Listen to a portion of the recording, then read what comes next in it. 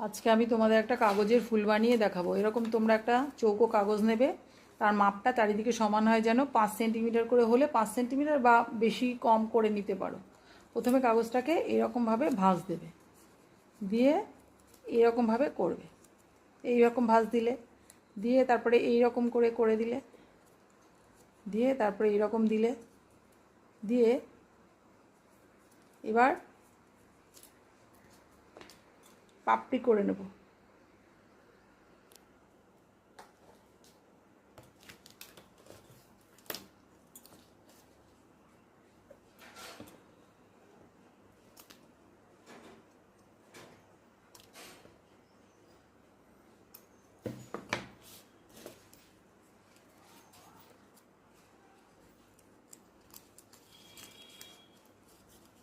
পাপড়িটা হয়ে গেল।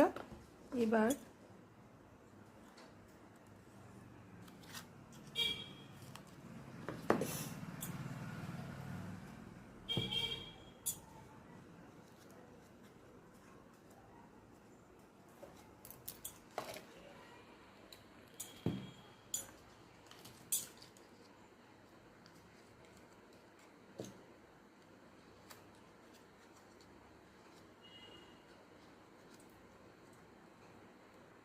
এই যে খুব সুন্দর একটা ফুল হয়ে গেল।